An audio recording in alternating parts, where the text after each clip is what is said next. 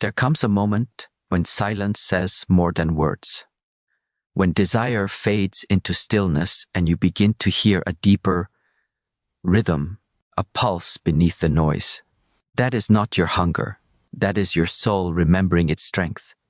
We live in a world that teaches us to pursue, to touch, to consume. But rarely are we taught to pause.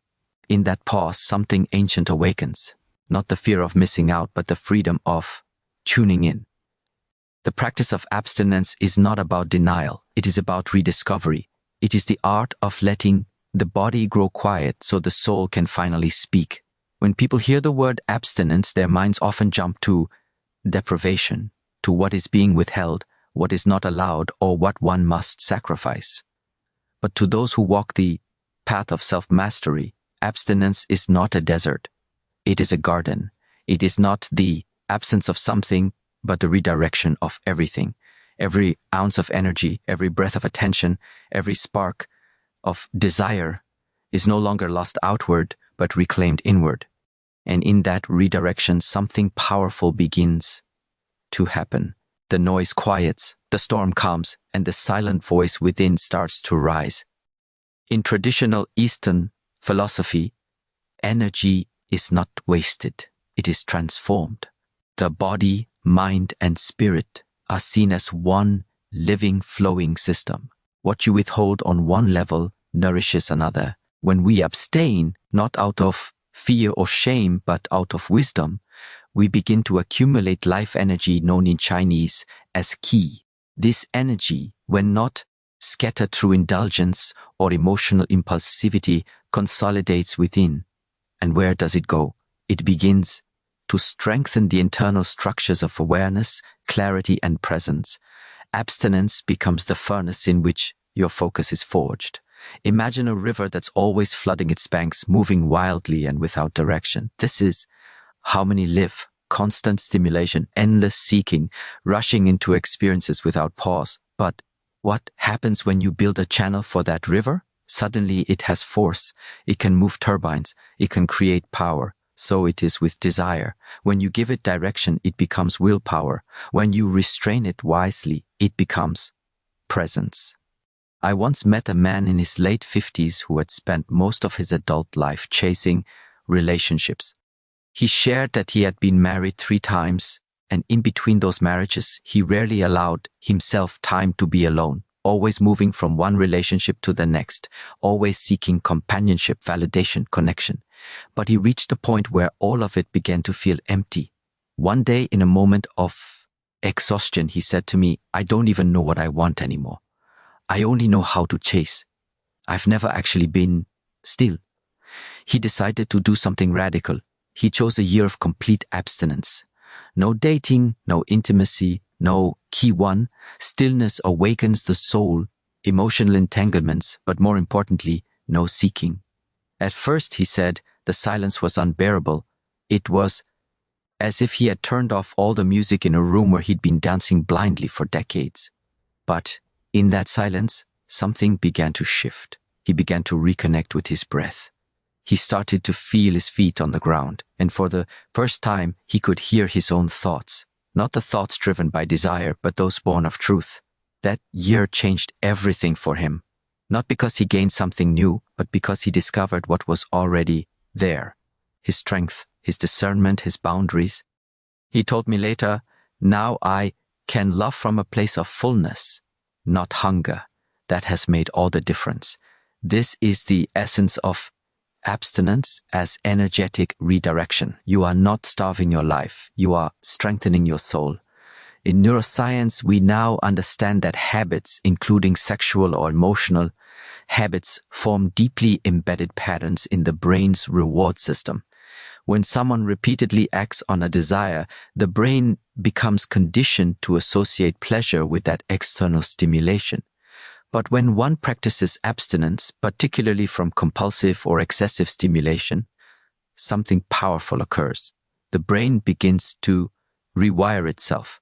It is called neuroplasticity, the brain's ability to adapt and change. Abstinence allows space for the brain's reward pathways to reset. The dopamine system, the very mechanism that drives impulsivity and craving, gradually calms the result, greater impulse control, more mental clarity, emotional resilience. What the ancient monks understood through meditation and self-restraint, neuroscience is now beginning to affirm. And why is this important in relationships? Because when your nervous system is calm, your presence deepens. And presence is the foundation of intimacy.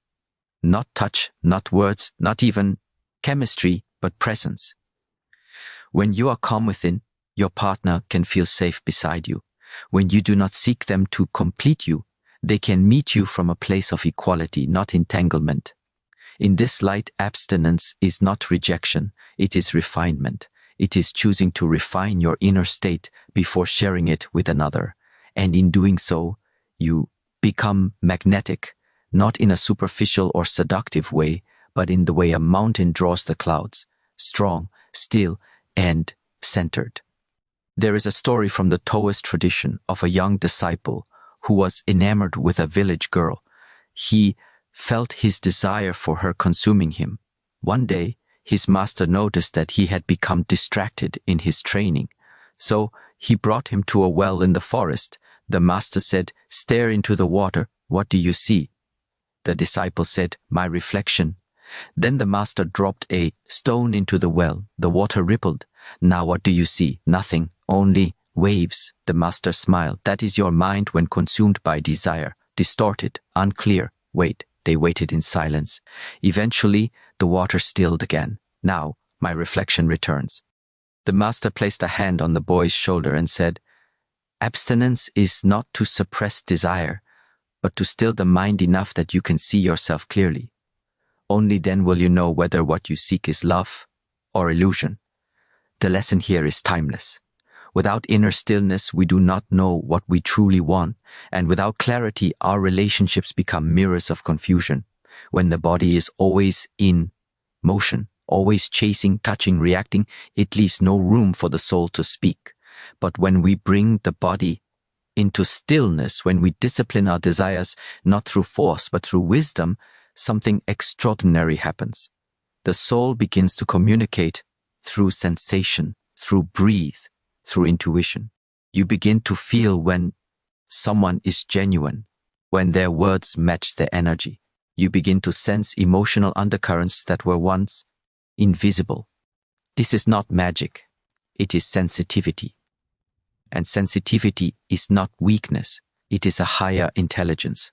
It allows you to navigate relationships with grace, to sense when someone is hurting without them saying a word, to know when to speak and when to remain silent. This level of attunement is only possible when your own inner world is not drowned in noise. There's another example from a woman in her 40s who had recently ended a long-term relationship. She found herself emotionally drained and unsure of her identity. She decided to take 6 months of emotional abstinence. Not just physical celibacy, but a complete pause from romantic or emotionally charged connections. No dating apps, no texting late into the night, no replaying what could have been. Instead, she turned inward. She began journaling, practicing breath work, taking walks without headphones, learning to sit with her own company. At first, she said it felt like withdrawal, like she was missing a limb. But slowly, she realized that what she had been addicted to wasn't love. It was distraction, the distraction of another person's validation, the comfort of not having to face her own emptiness. But in the silence, her creativity returned. Her laughter came back. She wrote, "I thought I had lost myself in the relationship, but truthfully, I had, key to reclaiming energy through abstinence, never fully met myself until now." This is the transformation that abstinence can unlock. When the noise stops, what emerges is not silence, it is self. In psychology, this relates to the concept of introception, our ability to perceive the internal state of our body. Individuals who practice mindful abstinence often report heightened interoceptive awareness. They become more attuned to their breath, their heartbeat, their energy shifts, and with this awareness comes emotional regulation. You begin to notice when anxiety arises before it overwhelms you. You recognize the tightness in your chest before the argument escalates. You respond rather than react. And in relationships, this creates an environment of safety and respect. Abstinence then becomes a form of emotional hygiene. Just as we fast to give the body rest, we abstain to give the heart space to cleanse the subtle toxins of past disappointments, old attachments, and unconscious patterns. And this space is not a void, it is sacred. It is where your inner compass is recalibrated.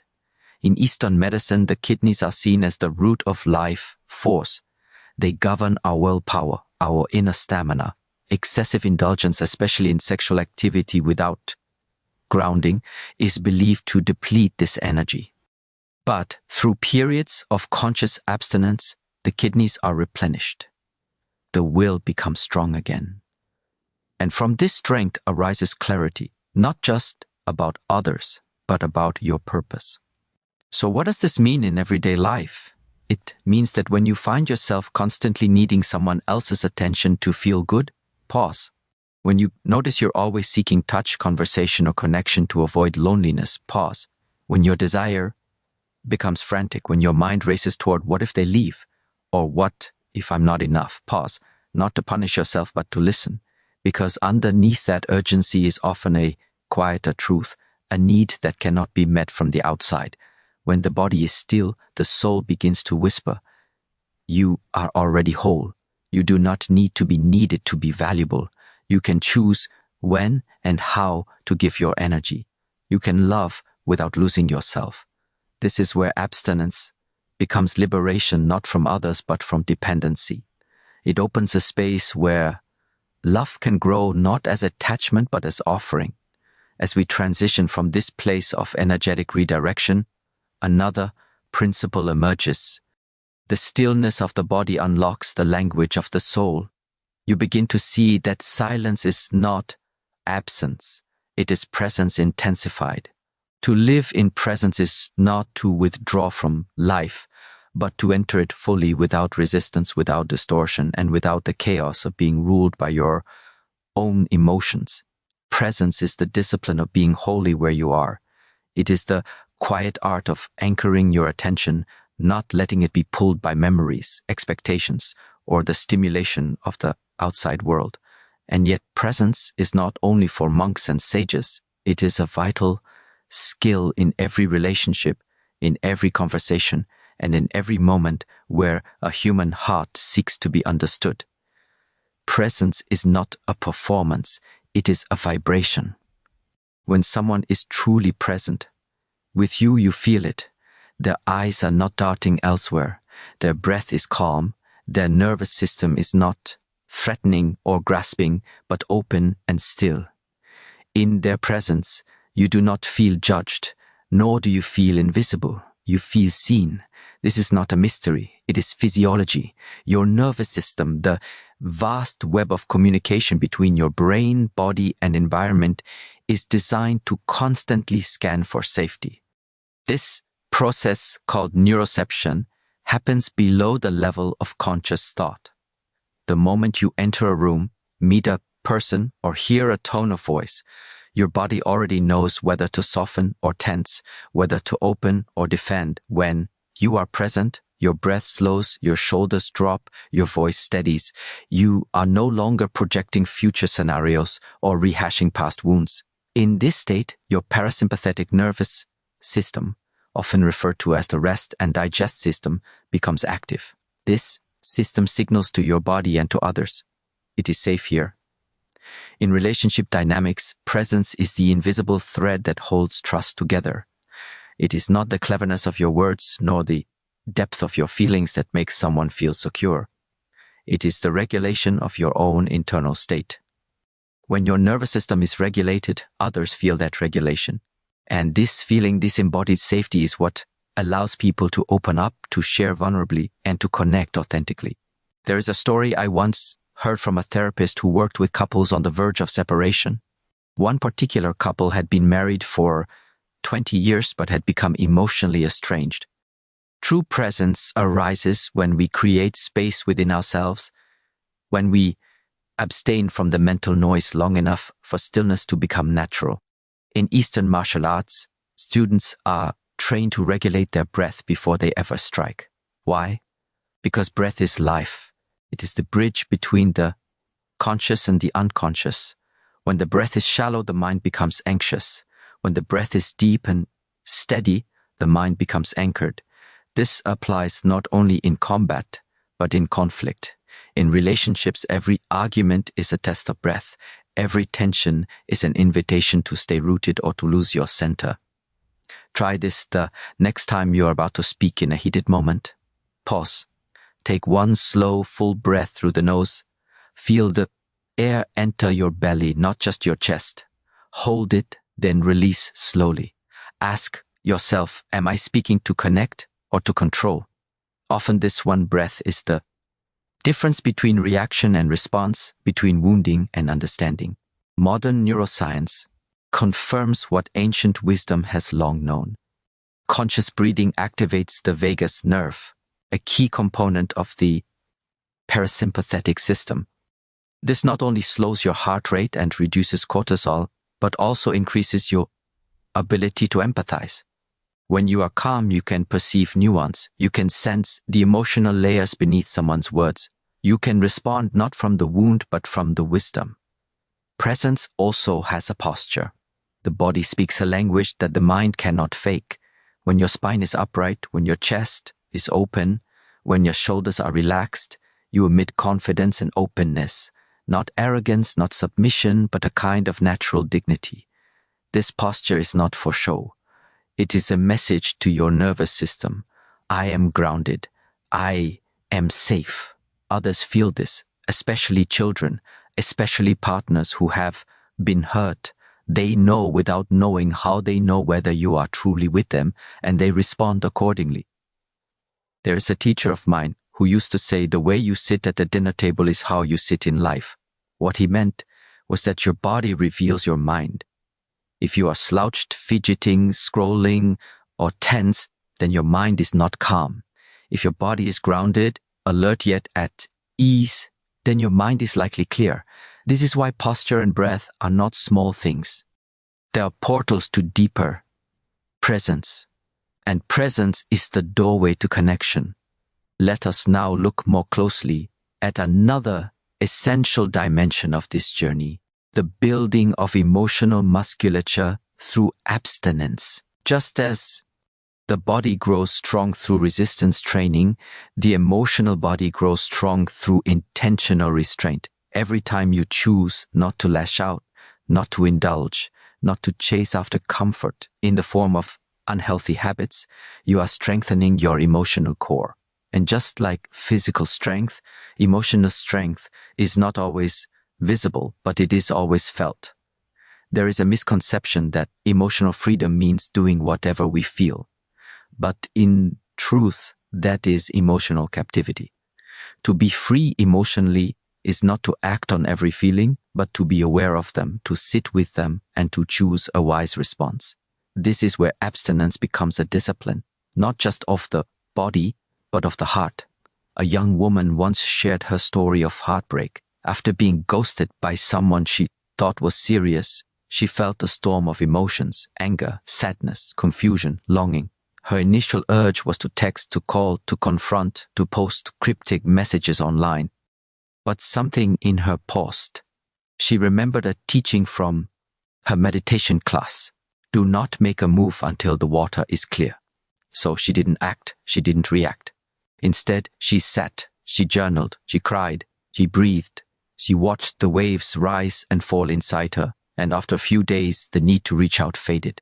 What remained was something deeper: self-respect, clarity. She realized that her pain was real, but it did not have to own her. That choice not to act on impulse is what we call emotional musculature. It is strength of the highest order. In relationships, this strength is vital, because love without discipline becomes attachment, and attachment, when unchecked, becomes dependence. But when you have trained your emotional muscles through abstinence, through pausing, through choosing, you bring to your relationships not need but offering, not hunger but presence. And this offering is powerful. It says to the other, I want you, but I do not need you to fill my void. I choose you not because I am incomplete, but because I am full and wish to share that fullness with you. This is the essence of sacred partnership. But let us not romanticize the process. Emotional abstinence, like physical training, is uncomfortable. It is the decision to sit with discomfort instead of distracting ourselves. It is the discipline of not sending the angry message, of not indulging the revenge fantasy, of not spiraling into old stories about being unloved. In these moments, the path forward is not always clear, but the practice is pause, breathe, observe. Just as a warrior trains in silence before facing battle, so must we train in stillness before we engage emotionally. This kind of training also rewires the brain.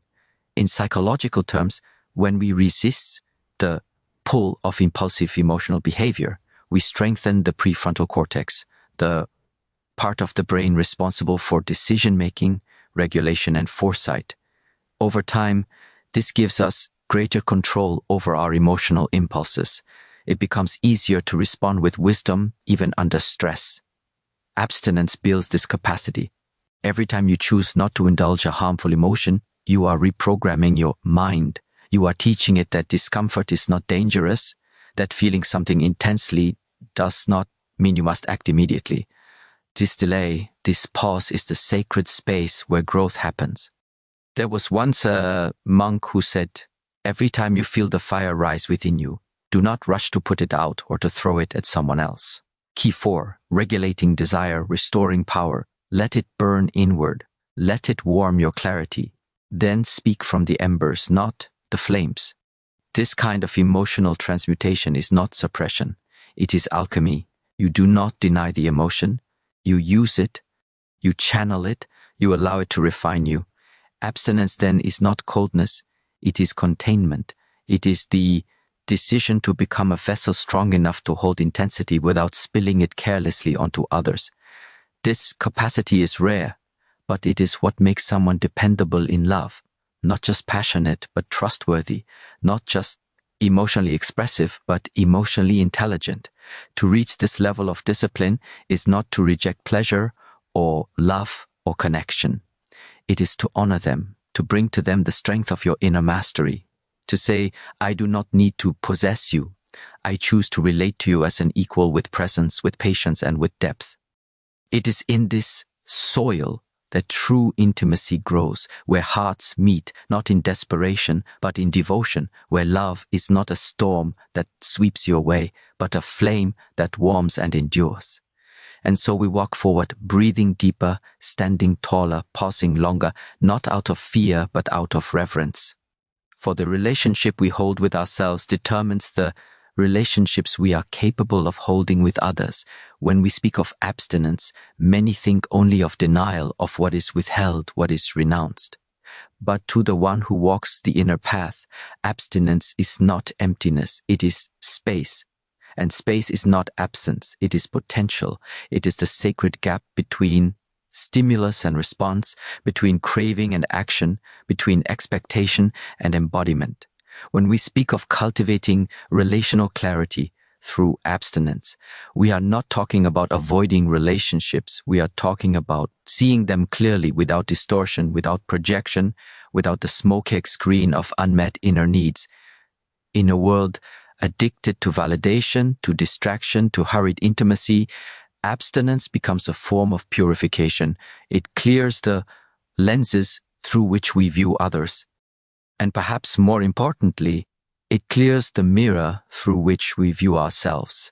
What do you seek in another? Do you seek a witness or a rescuer, a partner or a placeholder for your pain?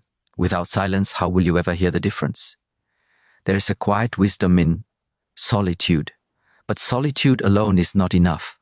One must bring awareness into solitude. That is where the transformation happens. When the body goes silent and abstains from the usual patterns, touch, stimulation, flattery, performance, the soul begins to speak. And what it says is not always comforting. Sometimes it reveals how Much of your desire for connection is actually a desire to escape yourself.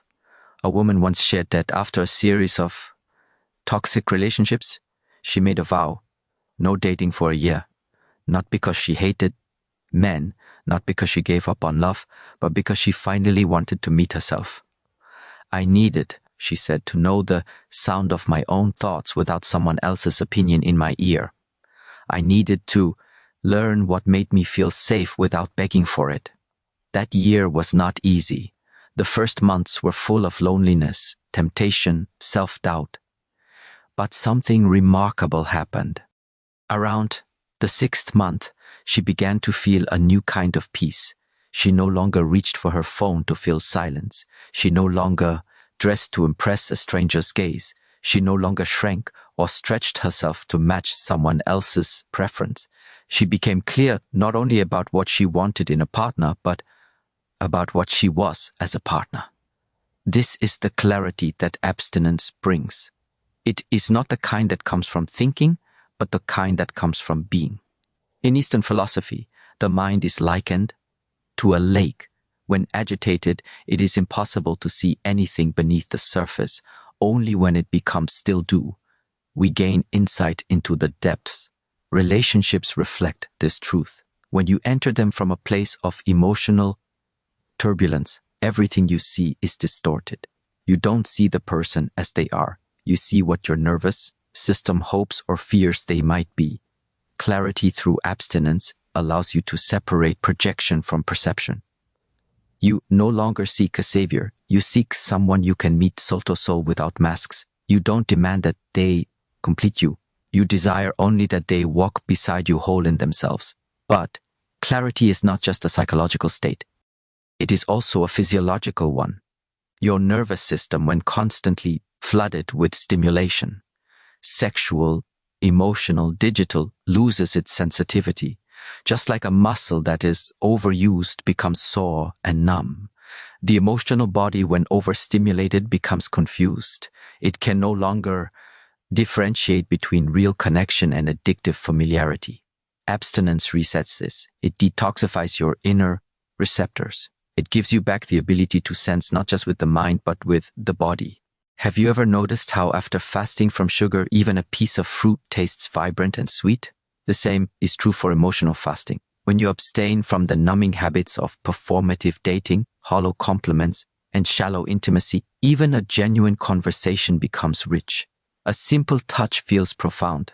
A shared silence feels sacred. But we must be willing to endure the initial discomfort. For many, abstinence reveals how much of their emotional life has been built on avoiding themselves. In that silence, old fears return of not being lovable, of being invisible, of being abandoned. These fears do not come to punish you. They come to be seen, to be healed.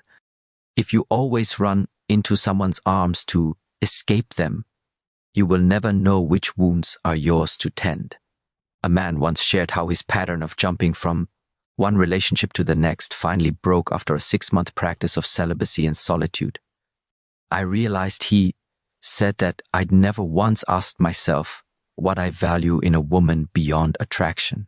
I was so afraid of being alone that I confused chemistry with compatibility, lust with love, her presence with my worth. When he finally, Key 5, the sacred discipline of waiting, returned to the world of dating, he moved slowly. He asked deeper questions. He listened not just to words, but to energy. And most importantly, he listened to himself. Abstinence had given him more than control. It had given him discernment. And discernment is the beginning of wisdom in love. Without it, we are driven by impulse, fantasy, and fear. With it, we make choices that honor both self and other. Now consider this. The kind of partner you attract is often a reflection of the kind of energy you radiate. When your energy is chaotic, unclear, and needy, you attract those who thrive on that instability. But when your energy is calm, rooted, and self-sourced, you begin to attract people who are similarly aligned. Abstinence trains you to cultivate that energy. It teaches you to generate love from within, so that love from outside becomes a complement, not a crutch. In Chinese medicine, we often speak of Jing, the foundational life essence. This essence is diminished by excess, by indulgence, by scattering one's energy in too many directions, but it is replenished through stillness, breath, work, sexual restraint, and inner cultivation. A person whose Jing is strong is magnetic. They do not chase attention, they attract it not through strategy but through substance. In relationship, this translates to presence. People sense it. They may not understand why they feel so safe, so drawn to you, but they do. And often it is because you are no longer leaking energy. You are whole. The next step in this unfolding journey of abstinence and self-mastery is deeply connected to relational integrity, the cultivation of sacred intention. This is the awareness not only of what you are choosing, but why. Most people enter relationships blindly driven by hormones, loneliness, or social pressure. They attach without understanding the deeper impact of their choices. But sacred intention transforms this. It brings consciousness to connection. Every act of intimacy becomes a choice, not just to experience pleasure, but to exchange energy, not just to be seen, but to see, not just to take, but to offer. This intention requires abstinence to be truly understood. For when you abstain, you observe, you reflect, you ask questions, not usually asked in the rush of desire. Is my attraction rooted in truth or trauma? Am I drawn to this person because they reflect my highest values or because they soothe my oldest wounds? Sacred intention is about direction. It's about asking, where is this connection leading us individually and together? It is not about control or certainty, but about clarity of movement.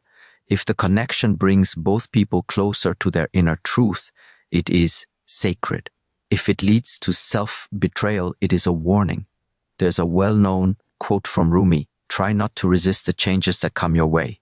Instead, let life live through you. Sacred intention does not resist change, but neither does it abandon discernment. It understands that not all chemistry is meant to be chased. Some energies are meant to teach you something and then pass through. There was once a woman who met a man during her yoga teacher training. They had instant chemistry, conversations that flowed, eyes that lingered, laughter that felt effortless. But something in her had changed. After years of deep healing, of practicing celibacy, of strengthening her emotional boundaries, she had become sensitive to energy. So instead of rushing into a relationship, she waited, she observed. And over time, she noticed that while their conversations were beautiful, his actions were inconsistent. He often disappeared emotionally, avoided deeper questions, and was vague about his intentions. In the past, she would have ignored these signs, hoping that chemistry would overcome confusion. But now, with sacred intention guiding her, she chose to step back. She honored the attraction, but she honored herself more. And in doing so, she remained in alignment, not just with her desires, but with her integrity. This is the power of abstinence. It sharpens your inner compass. It teaches you not to sacrifice your peace for temporary pleasure. It teaches you that the quality of your relationship with yourself sets the standard for every other bond in your life. To cultivate sacred intention also means to become mindful of the rituals you bring into connection. How do you, key 6, connecting from fullness, not hunger, touch? How do you listen? How do you show up? Not just on the good days, but on the difficult ones. Intimacy in its highest form is a spiritual practice. It is not something you fall into by accident. It is something you walk into with devotion, and devotion requires discipline. There is an old Zen story of a monk who was asked how he approached every interaction. He said, I enter each moment with 3 things: attention, respect, and emptiness. Attention to truly see, respect to honor the other's humanity, emptiness to not let my past cloud this meeting. What would relationships look like if we entered them this way? Abstinence prepares us for such an approach. It clears out the residue of past lovers, past mistakes, past versions of ourselves. It makes room. And into that room, intention flows like a stream, gentle, clear, and unstoppable. The soul does not rush. It waits until the waters are still, then it speaks. And when it speaks, it does not offer commands. It offers clarity. This clarity is what transforms abstinence from deprivation into devotion. It is no longer about what you are avoiding, but about what you are preparing to receive. To walk this path is not to become cold or detached. It is to become deeply warm but wisely guarded, not closed but selective, not hardened but refined. In this way, abstinence becomes an act of love, not just for others but for yourself. It becomes a sacred commitment. I will not settle. I will not self-abandon. I will not dilute my energy to fit into what no longer honors my truth. And from this place, real love can grow, not the kind that burns fast and disappears, but the kind that roots itself deep into the soil of your being and blooms season after season with strength, softness, and soul. When the body goes silent, the soul speaks, not with noise but with knowing. This journey through abstinence has never truly been about denial. It has always been about remembrance, remembering who you are when no one is watching, remembering what you value when nothing is distracting, remembering that your deepest needs are not met through constant stimulation, but through stillness, clarity, and presence. In the silence of abstinence, you begin to hear the truth that the noise of the world drowns out, that you are not empty when alone. You are whole. That love is not something to chase, it is something to align with. That intimacy is not measured by closeness of bodies, but by the honesty of souls. You have learned that every moment of abstinence, sexual, emotional, or even digital, is not a loss, but a return to self-discipline, a return to sacred intention, a return to the wisdom of your own nervous system. No longer hijacked by urgency but tuned to peace. You now understand that relationships do not begin when two people meet. They begin in how you prepare for that meeting. They begin in the spaces you clear, the wounds you tend, the energy you cultivate. Abstinence used consciously is how we make space for something deeper, for something real. As Master Shihangi would remind us, self-mastery is not about suppression. It is about balance, and balance comes from awareness of the body, the breath, the emotions, and the soul. In abstinence, you are not becoming less. You are becoming more whole, more grounded, more radiant in your presence. So when you choose silence, choose it not out of fear, but out of respect for your journey, for your energy, and for the quality of love you are willing to receive. Let that silence shape your discernment. Let it clarify your intention. Let it prepare you not to escape the world, but to enter it with the strength of someone who no longer needs anything from it to feel complete. This is the truth behind abstinence. It is not the absence of desire. It is the elevation of it. It is desire refined, embodied, sacred. And from that sacred space, true connection is born.